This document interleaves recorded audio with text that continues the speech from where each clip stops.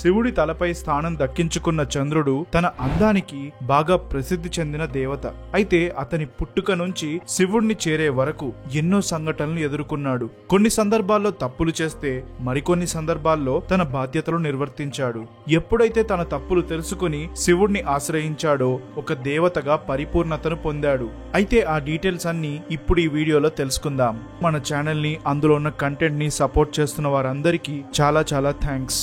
మేము అప్లోడ్ చేస్తున్న ప్రతి వీడియో రీసెర్చ్ నుంచి ఫైనల్ ఎడిట్ వరకు కనీసం 2 వారాల సమయం పడుతుంది.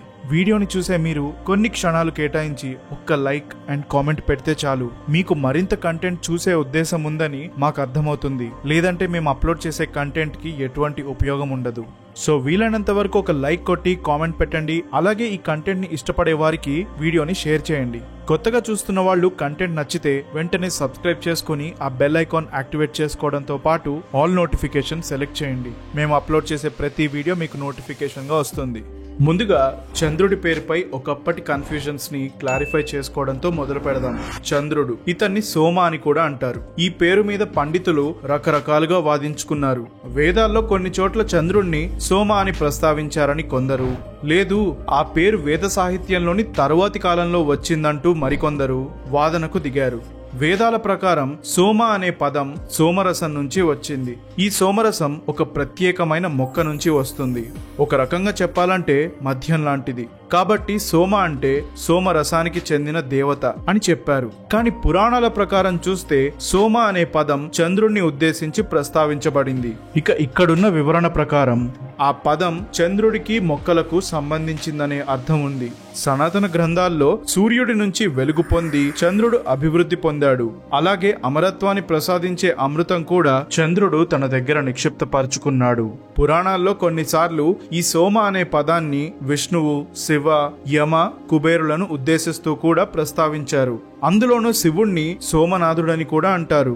ఇవి ఇలా ఉంచితే ఇంకొన్ని గ్రంథాల్లో సోమ అని పిలువబడే అప్సరస కూడా ఉంది. అలాగే ఔషధ గుణాలున్న మొక్కని, అన్నం ఉడికాక మిగిలిన గంజని, స్వర్గభూములని, తీర్థయాత్రలకు సంబంధించిన కొన్ని ప్రదేశాల పేరని కూడా అంటారు. చంద్రుడి జననం దేవి భాగవతం 1వ అండ్ 4వ స్కందం.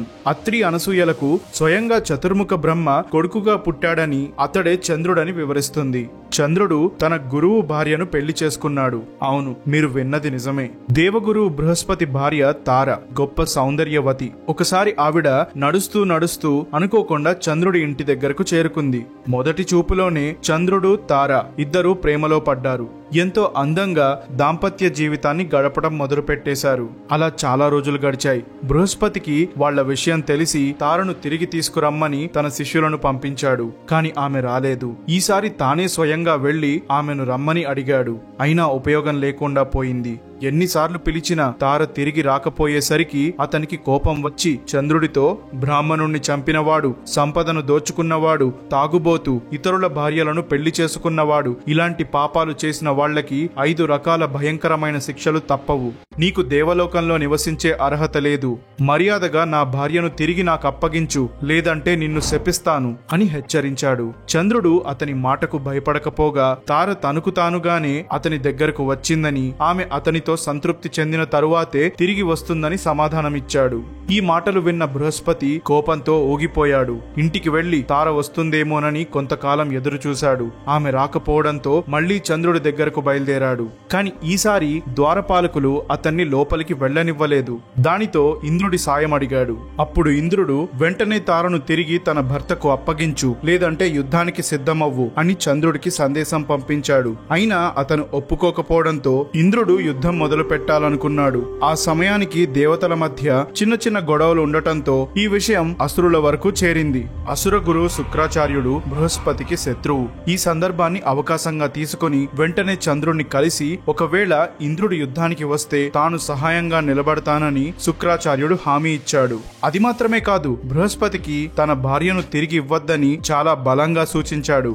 ఇక ఇంద్ర చంద్రుల మధ్య భయంకరమైన యుద్ధం మొదలైంది. వాళ్ళ యుద్ధం వల్ల ప్రపంచమంతా అల్లకల్లోలంగా మారింది. అప్పుడు బ్రహ్మ తన వాహనమైన హంస మీద అక్కడికి వెళ్లి చంద్రుణ్ణి, అతనికి సహాయంగా నిలబడిన శుక్రాచార్యుణ్ణి మందలించాడు. బ్రహ్మ ఆజ్ఞను కాదనలేక అతని బలవంతం మీద యుద్ధాన్ని ఆపేశారు. తర్వాత చంద్రుడు తన గురువు బృహస్పతికి తన భార్యను తిరిగిచ్చేశాడు. ఈ గొడవైతే అప్పటికి సర్దుమణిగింది. కానీ తర్వాత కొత్త సమస్య మొదలైంది. తారను చంద్రుడు తిరిగి అప్పగించినప్పుడు ఆవిడ గర్భవతిగా ఉంది. ఈ విషయం బృహస్పతికి కూడా తెలియదు. కొంతకాలానికి ఆమె ఒక అందమైన మగబిడ్డకు జన్మనిచ్చింది. ఆ బిడ్డ తన కొడుకు కాదని తెలియక బృహస్పతి స్వయంగా తండ్రి స్థానంలో ఉండి నామకరణ వేడుక జరిపించాడు. విషయం తెలిసి ఆ శిశువు తన కొడుకే అంటూ చంద్రుడు ఒక రాయబారిని పంపించాడు. బృహస్పతి కూడా తానే ఆ బిడ్డకి తండ్రినంటూ వాదించాడు. వాళ్ల మధ్య రేగిన గొడవ మళ్లీ దేవ అసుర యుద్ధంగా మారేదాకా వెళ్ళింది. బ్రహ్మ ఆ సమయంలో బృహస్పతి ఇంటికి వెళ్లి ఆ బిడ్డకి తండ్రి ఎవరో నిజం చెప్పమని తారను అడిగాడు. అప్పుడు ఆవిడ చంద్రుడి పేరు చెప్పడంతో బ్రహ్మ ఆ బిడ్డను అతనికి ఇచ్చేయమని చెప్పాడు. ఇక బృహస్పతి ఆ ఆదేశాన్ని అనుసరించాడు. చంద్రుడి భార్యలు. దేవి భాగవతం 7వ స్కందం.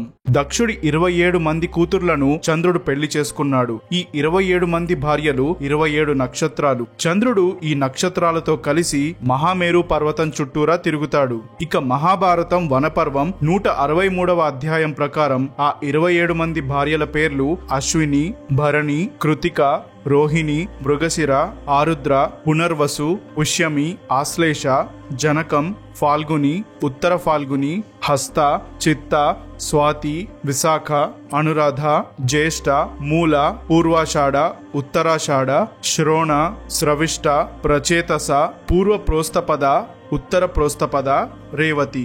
చంద్రుడి గ్రహణం వెనుకున్న కథ కంబరామాయణం, యుద్ధకాండ అండ్ భాగవత పురాణం 8వ స్కందం.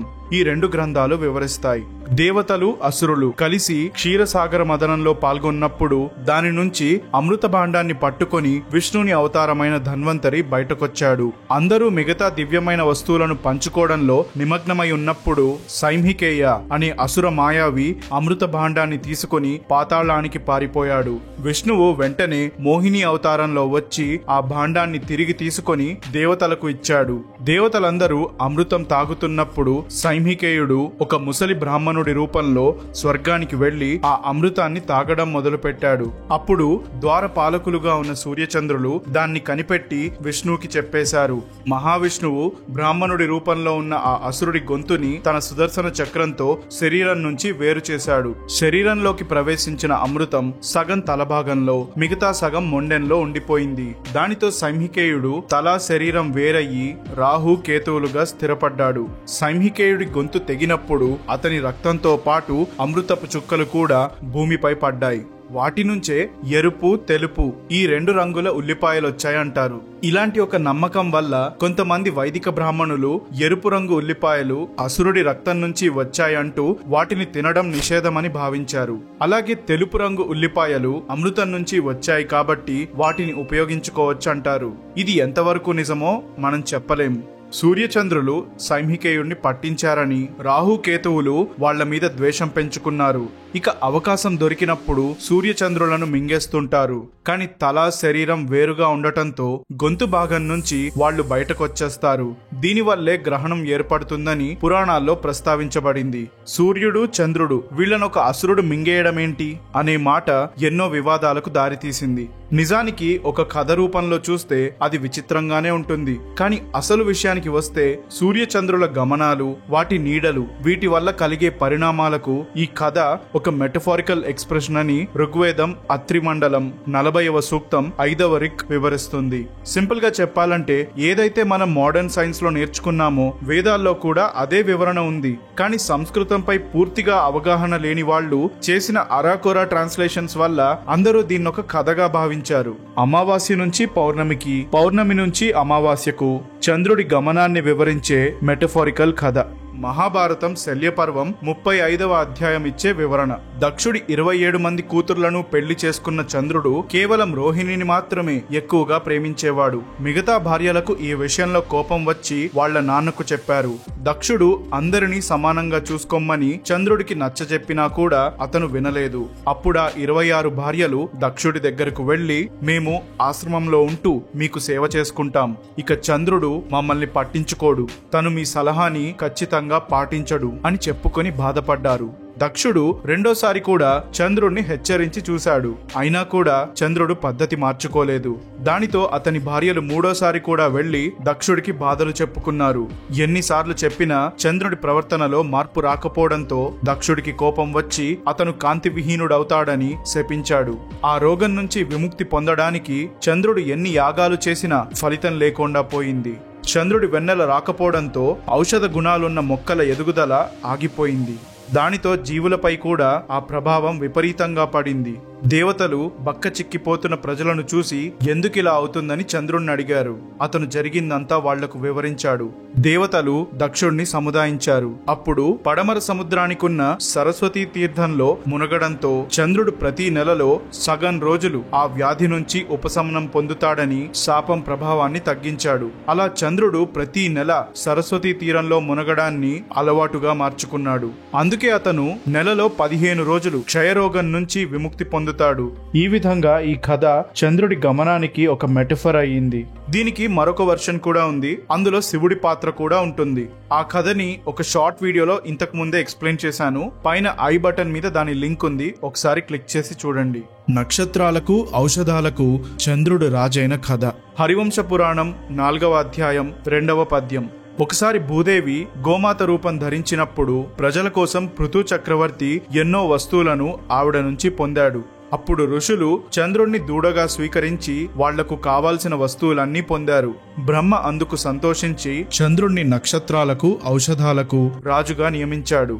ఈ పూర్తి కథను భాగవతం 20వ ఎపిసోడ్లో ఎక్స్ప్లెయిన్ చేశాను.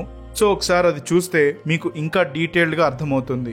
చంద్రుడికి సంబంధించిన చిన్న చిన్న డీటెయిల్స్. మహాభారతం భీష్మ పర్వం 12వ అధ్యాయం. చంద్రుడు 11,000 చతురార్స యోజనాల విస్తీర్ణంలో ఉంటాడు. అంటే 11,000 స్క్వేర్ యోజనాస్. ఒక యోజనం అంటే 13 కిలోమీటర్లు. ఇక 33,000 యోజనాల చుట్టుకొలత. 5,900 క్యూబిక్ యోజనాల పరిమాణం ఉంటుంది.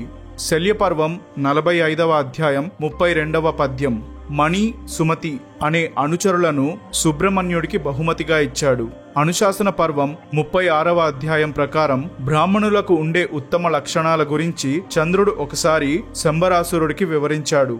పౌర్ణమి రోజు చంద్రుడు కనిపించగానే రాగి గిన్నెలో రొట్టెలు పెట్టి వాటిలో తేనె పోసి సమర్పిస్తే ఆ మనిషికి అష్టైశ్వర్యాలు దక్కుతాయి అని చెప్పడం జరిగింది.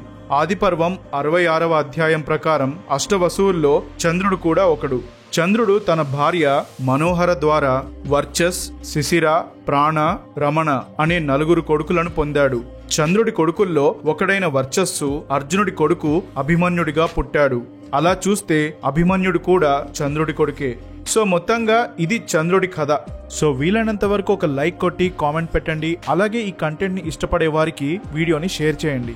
కొత్తగా చూస్తున్న వాళ్ళు కంటెంట్ నచ్చితే వెంటనే సబ్స్క్రైబ్ చేసుకుని ఆ బెల్ ఐకాన్ యాక్టివేట్ చేసుకోవడంతో పాటు ఆల్ నోటిఫికేషన్ సెలెక్ట్ చేయండి. మేము అప్లోడ్ చేసే ప్రతి వీడియో మీకు నోటిఫికేషన్ గా వస్తుంది. అది ఫ్రెండ్స్ ఇవాల్టి వీడియో. నేను మీ లైఫ్ రామా. తిరిగి కలుస్తూనే ఉందాం.